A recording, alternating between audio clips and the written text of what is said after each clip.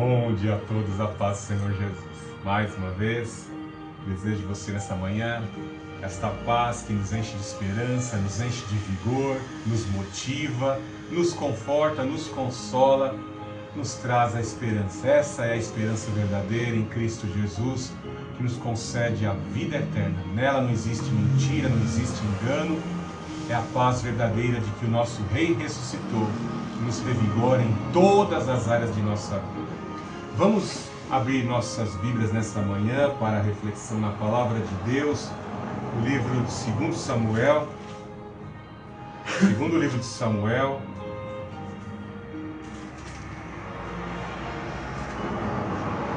capítulo 11.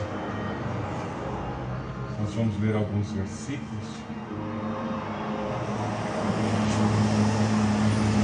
Capítulo 11.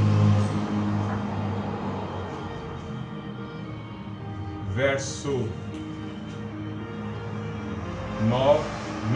11 e 9, depois nós vamos ler outros versículos, tá? 2 Samuel 11, verso 9.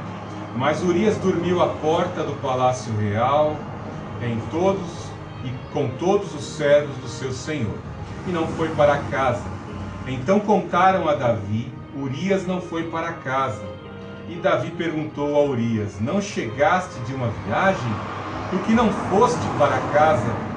Urias respondeu a Davi: a arca, as tropas de Israel e de Judá estão em tendas. Joabe, meu senhor, e seus servos de meu senhor estão acampados ao relento. Como eu iria para casa comer e beber e me deitar com minha mulher? Por tua vida e por tua honra não farei isso. Agora vamos aqui no capítulo 12, no verso 15 em diante. Então Natã foi para casa.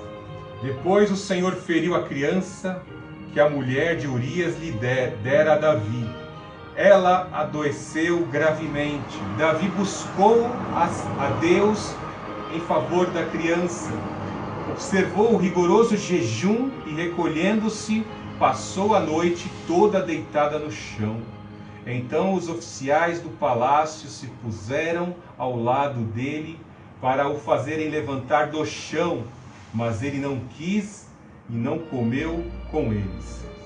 7 dias depois a criança morreu, mas os servos de Davi temiam lhe contar que a criança havia morrido, pois diziam: enquanto a criança estava viva, falamos com ele, mas ele não nos deu ouvidos. Como lhe diremos que a criança morreu?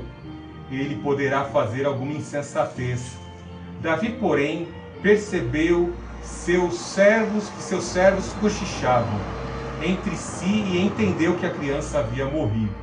Então perguntou aos seus servos: a criança morreu? E eles responderam: morreu. Então Davi se levantou do chão, lavou-se, pôs óleo aromático, mudou de roupa, então entrou no santuário do Senhor e adorou. Em seguida foi para o palácio, pediu comida e depois de servido, comeu. Oremos. Deus Altíssimo, Deus de amor, Deus de poder, louvado seja, Pai Santo, por esta palavra que nos exorta, que nos orienta, meu Deus, e que nos aproxima de Ti.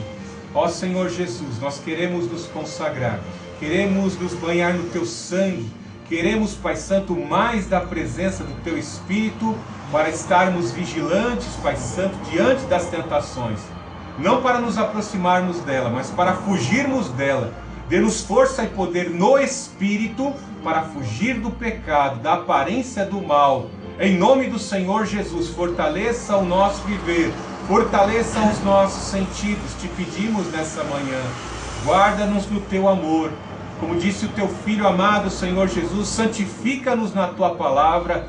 Tua palavra é a verdadeira orientação, é a verdade.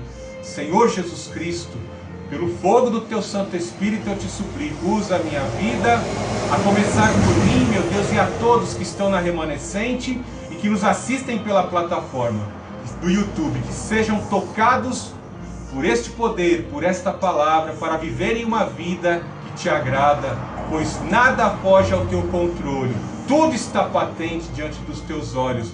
Senhor Jesus Cristo, te clamamos, afasta, repreende todo o mal agora, em nome do Senhor Jesus Cristo, que os inimigos do Evangelho sejam repelidos e afugentados, em nome do Senhor Jesus Cristo. E assim, a remanescente cristã Filadélfia adora ao Pai, adora ao Filho, adora ao Santo Espírito. Amém. Quando falamos em homens segundo o coração de Deus, todos nós nos lembramos com certeza de Davi. Com certeza, por sua vida de adoração, pelas vitórias, pelas conquistas, pelos livramentos que Deus deu à vida dele, por uma vida de confissão de pecados constantemente, ele assim alcançou esse título diante do Senhor. Às vezes olhamos para as obras de Davi e ficamos um tanto que estimulados a tentar fazer da mesma forma, assim como Paulo diz: sede meus imitadores como eu sou do Senhor Jesus Cristo.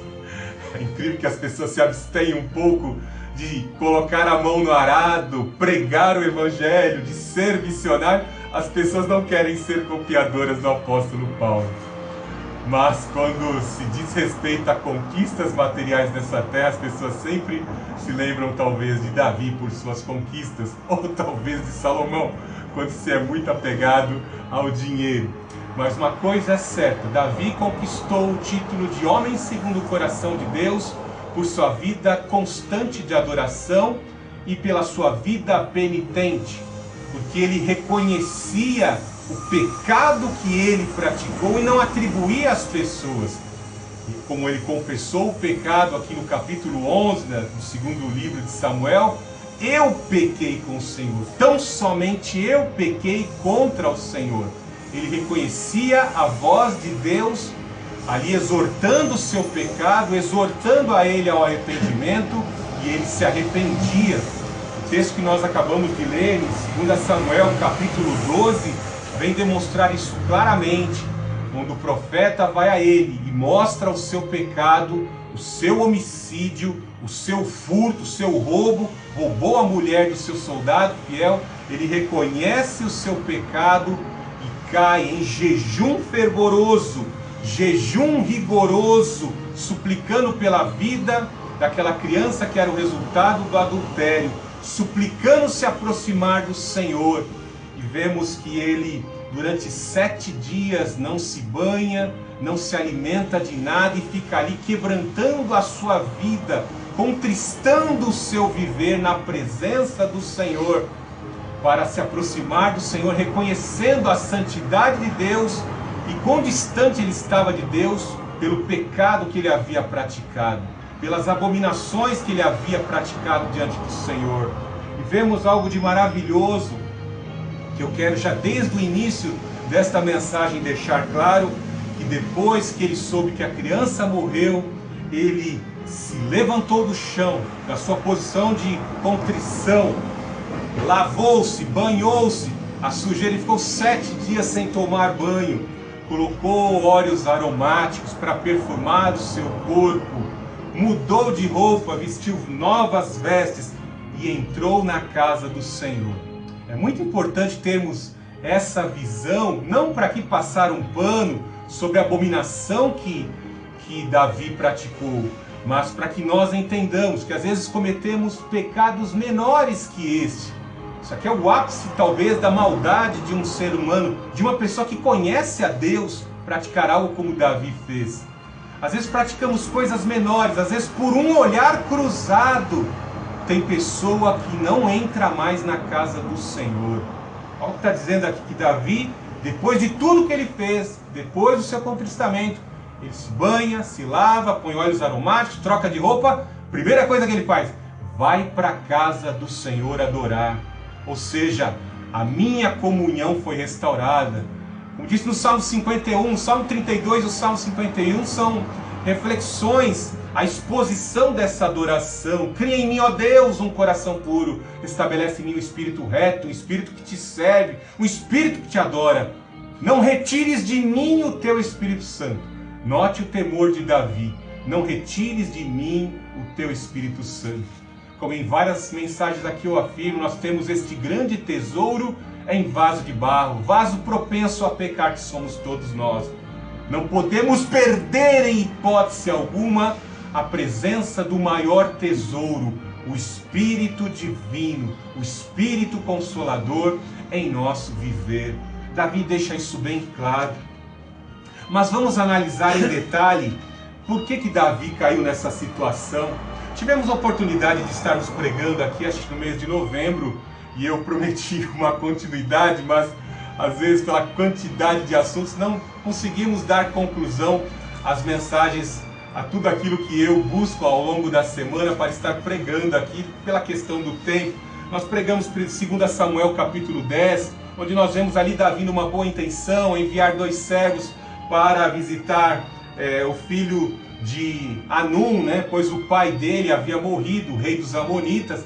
E quando Davi andava foragido, muitos reis gentílicos prestaram assistência a Davi no período em que Saul tinha uma intensa perseguição invejosa contra Davi. E vemos que Davi, na boa intenção, ali envia os seus 2 servos, e aquele jovem rei, como Salomão, ouve o conselho de 2 aristocratas, ali 2 parasitas de corte, dizendo: esses 2 não vieram aqui se condoer de você, são 2 espiões enviados por Davi.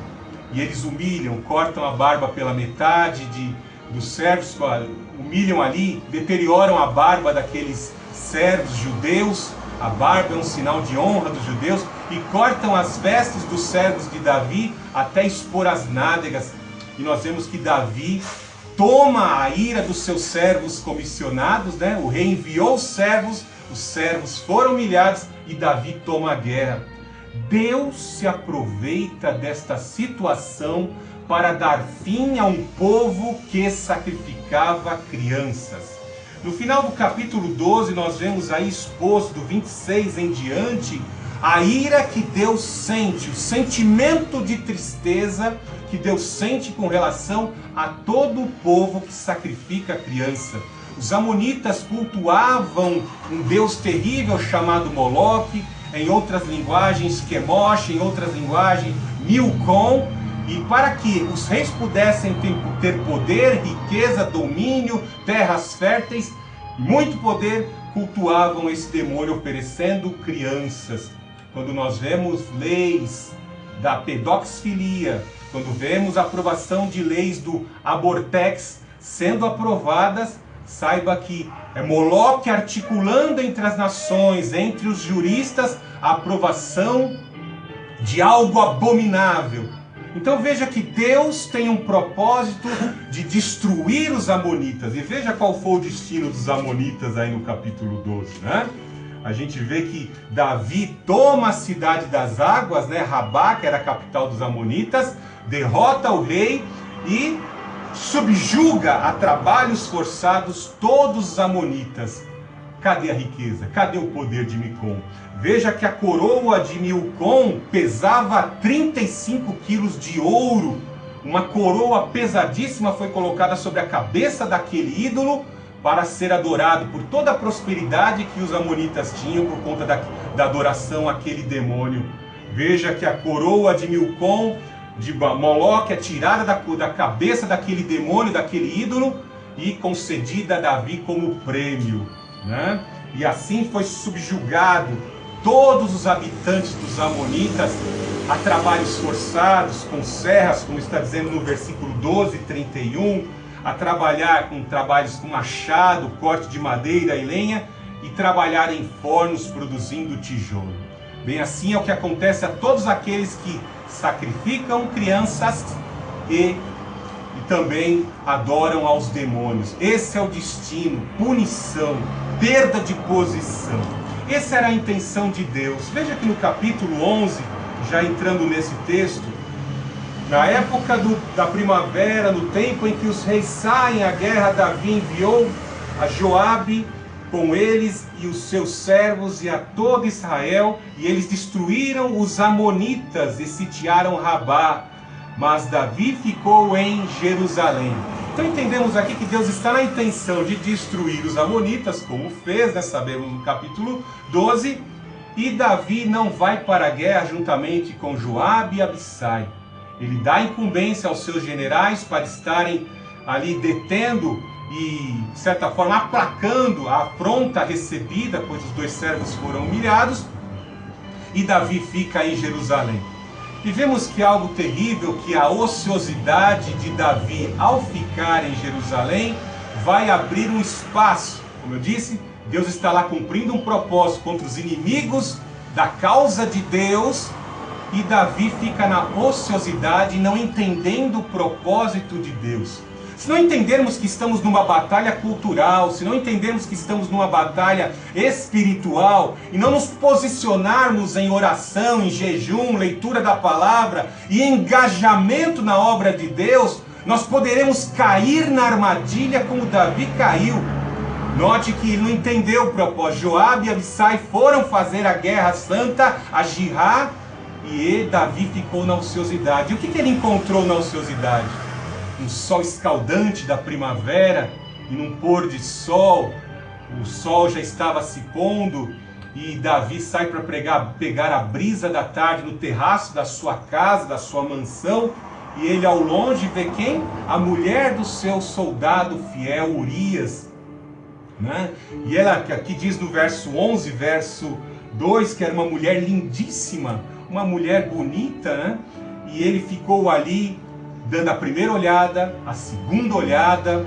Alguns contam até que talvez houve uma certa insinuação daquela mulher que percebeu que Davi num terraço mais alto e ela numa casa mais baixa pudesse estar ali fazendo a exibição, expondo seu corpo a uma vitrine viva ali para Davi, para que ele pudesse cair nessa situação. Alguns contam até porque da forma como Urias, voltando de guerra, não tem ansiedade de encontrar a sua linda esposa, né?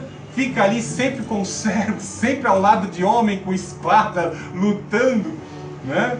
Talvez ele não a tratasse e não atendesse às necessidades da mulher. O apóstolo Paulo nos diz que vós, maridos, deveis cumprir sua atitude como esposa, dar à mulher aquilo que é de direito. Cada corpo dos cônjuges, o corpo de um pertence ao outro. O corpo do homem pertence à mulher e o corpo da mulher pertence ao homem, e ambos se tornam uma só carne. Então vemos aqui, talvez por parte, haja talvez uma insinuação por parte de Betsabá em ir banhar-se naquele horário, porque sabia que o rei estaria ali, de frente da vitrine, naquela alta vitrine, para dar uma olhada no que estava acontecendo.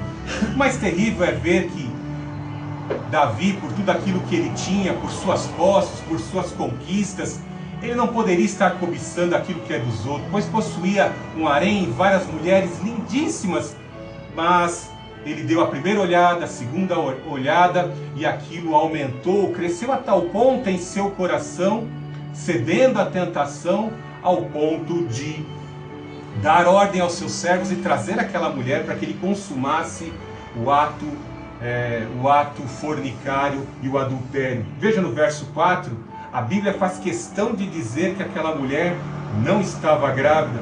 No verso 4 diz: então Davi mandou buscá-la, e ela foi até ele, e ele se deitou com ela, pois já havia se purificado de sua menstruação, e depois voltou para sua casa. Então vemos aqui que ela foi para a casa de Davi, ela estava no seu ciclo menstrual normalmente, e depois de passar alguns dias com Davi, ela ficou grávida. No verso 5, a mulher engravidou e mandou dizer a Davi: estou grávida.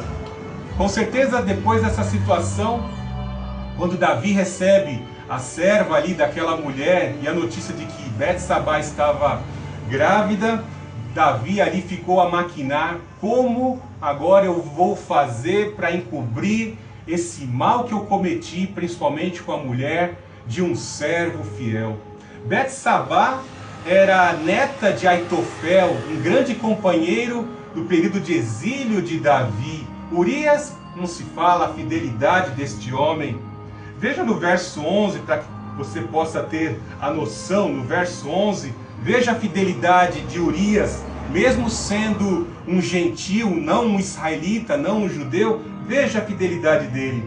Urias respondeu a Davi: a as tropas de Israel e de Judá estão em tendas. Ó, note, quando ele fala da arca, ele está falando de que? A presença de Deus. Então ele é fiel primeiramente a Deus. Aquele gentio, Urias, tipifica até a igreja, né? Fiel a Deus, fiel ao seu exército, ao seu comandante Joabe, e fiel à causa de Judá. Olha que fidelidade, que honra, né? Quando contrastamos a fidelidade, né? O escritor de 2 Samuel faz questão de expor isso, o contraste da fidelidade de Urias em detrimento da infidelidade de Davi. Davi foi infiel, não agiu com honra, mas com muito mau caratismo, né? Veja como ele analisa a situação, né? Estavam a honra de Deus, a honra de Israel, a causa de Israel, os generais, os meus amigos, os soldados, certo, estão dormindo no relento. E eu poderia vir agora aqui desfrutar e dormir com a minha mulher, né? E me lembrando, eu não vou dormir consciente, não vou dormir tranquilo, né? Quando Davi ouve esta fidelidade de Urias, visto que, né, Davi ficou ali pensando, agora que a Betsabá está grávida, eu tenho que achar um plano para tentar encobrir toda essa besteira que eu fiz, esse ato abominável, né? E aí Davi começa a maquinar o plano. Primeiramente, trazê-lo e fazer com que o mais rápido possível, trazê-lo do campo de batalha e fazer com que ele tivesse relação com Betsabá para encobrir, né? Jogar o filho dele para a responsabilidade de Urias, né? Aquele que foi traído. E vemos que ele não foi, né? Naquela mesma noite ele ficou com os servos de Davi, dormiu ali e não foi ver Betsabá. E os outros servos de Davi disseram: ó, Davi, o negócio vai ficar feio para você. Urias não foi para casa se recolher, né? Era muito comum, como eu disse, os soldados voltarem de batalha, primeira coisa que fazer, irem se encontrar com suas esposas, né? Isso até fazia parte da lei de Moisés, para que sempre o aparelho militar tivessem soldados já crescendo em Israel para comporem o exército, né? E Urias não vai. Aí Davi coloca em parte um segundo plano, né?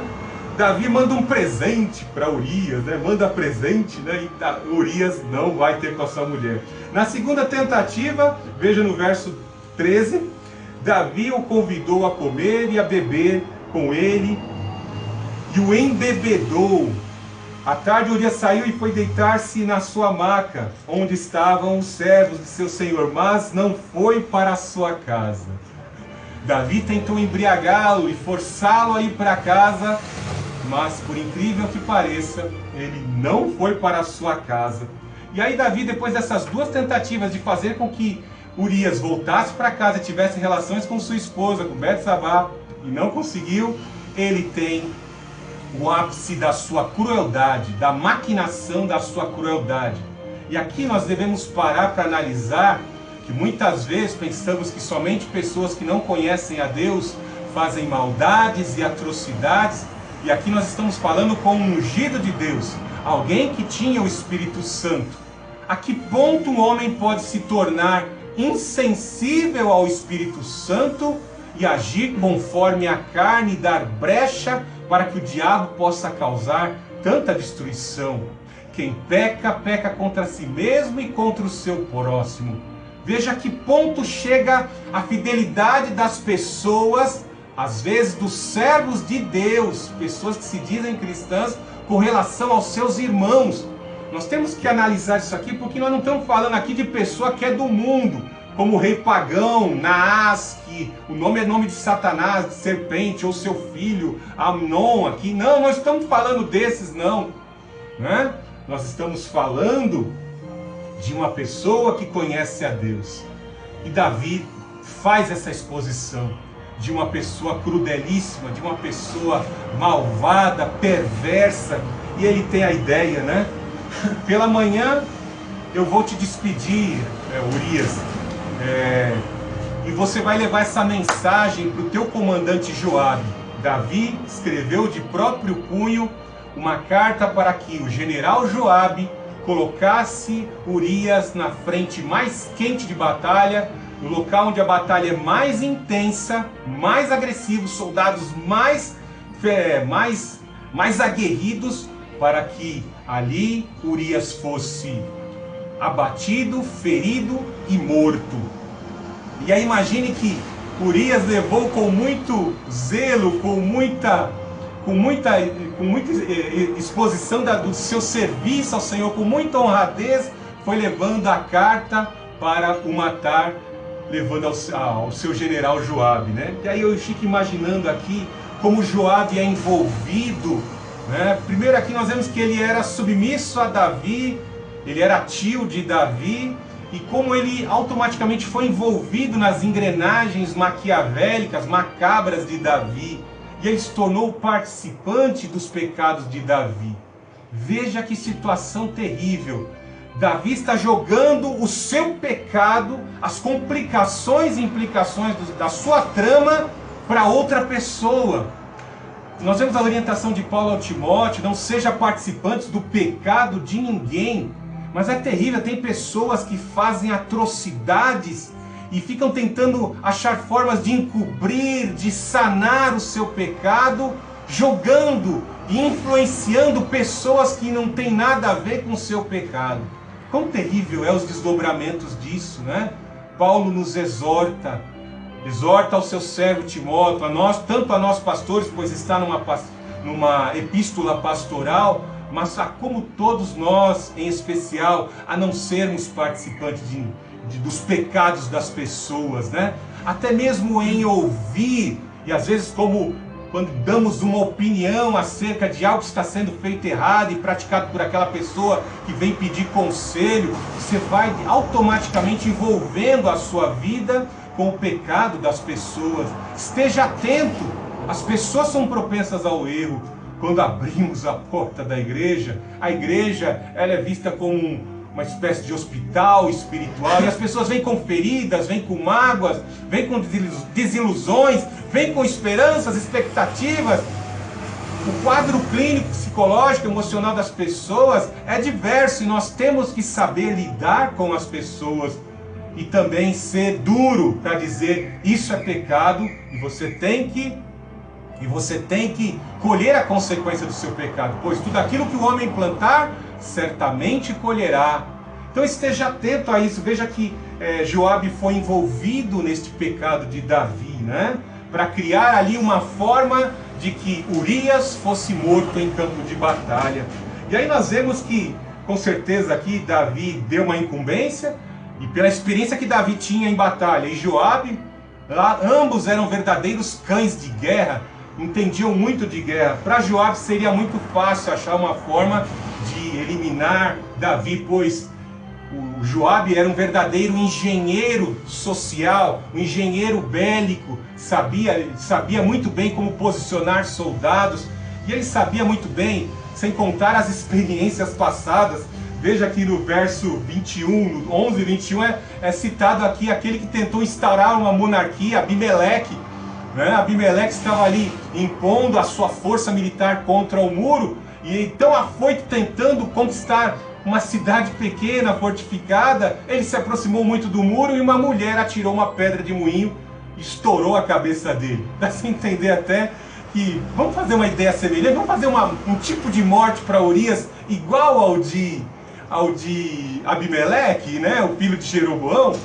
Veja que coisa terrível, né? Você utilizando a palavra de Deus, né, para dar uma morte, para uma experiência que está contida na palavra de Deus para os pecados.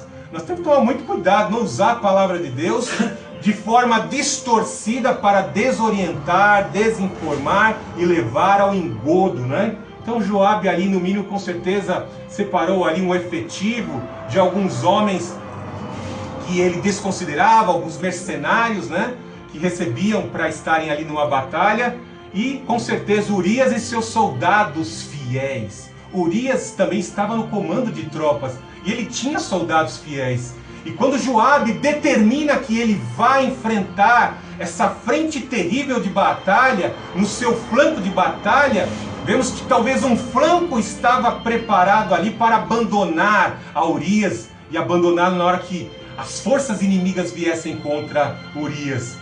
E algo terrível, né? Houve o abandono de alguns que estavam contratados por Joabe, né, sob ordens de Davi, e aquele flanco que Urias pertencia ali de um ataque, aquele flanco que Urias pertencia no ataque contra os amonitas, veio com intensidade, com a sua fúria, matou Urias e os seus soldados fiéis. Veja que a morte de Urias, maquinada por Davi, levou à morte de Urias e de alguns também soldados fiéis que não abandonaram Urias na frente de batalha. Morreram com o seu comandante, com o seu capitão naquela morte. Que cena horrível, né? Então vemos aqui que depois da morte, com certeza, Joabe ficou remoendo, né, a perda de soldados. Ele participou na perda de soldados que lutavam por sua causa. A dor de consciência, aí foi aí que se lembraram, né? Diga, na hora que Davi estiver pedindo a exposição da guerra, pois os mensageiros vinham trazer notícia da batalha constantemente, para que os reis soubessem dos resultados, como estavam as conquistas, se estavam avançando, se estavam perdendo, se havia necessidade de enviar mais recursos, né? Aí eles se lembram desta história de Abimeleque, né? E veja que aqui há a narrativa da morte de Urias. Veja no verso 22. O mensageiro partiu e assim chegou e contou a Davi tudo o que Joabe lhe ordenara. O mensageiro disse a Davi: os homens ganharam uma vantagem sobre nós e saíram contra nós no campo, mas nós os repelimos até a entrada da porta. Então os flecheiros, note que o mensageiro enviado por Joabe para trazer o relatório da guerra está dizendo que Urias morreu por flecha. Os flecheiros atiraram contra os teus servos do alto do muro e morreram alguns dos servos do rei. E também morreu o teu servo Urias. Era o que ele precisava ouvir. Davi está ali ouvindo o relatório do mensageiro. E aí, quem Davi mais queria que morresse para ficar feliz era o Urias. Para encobrir todo o seu pecado, toda a sua trama. E aí veja a hipocrisia de Davi. Aí veja aqui, no 25. Davi disse ao mensageiro: assim dirás a Joabe: não te preocupes com isso, pois a espada tanto devora este como aquele. Continua o ataque, a cidade até derrotá-la, encoraja-o assim. Porque aquele negócio, né? Para não dar na cara das pessoas na corte, ele disse: morreram alguns, nós atacamos um flanco que era muito difícil, e foi por erro de Joabe que mandou e aqueles homens morreram, Davi. Não, fala para Joabe não ficar intimidado não, ele deu a ordem correta, porque quando tem guerra, morrem pessoas dos ambos os lados, a espada não escolhe lado, ela vai ceifando, né? Davi estava com seu coração confortado no pecado, pois agora ele dizia: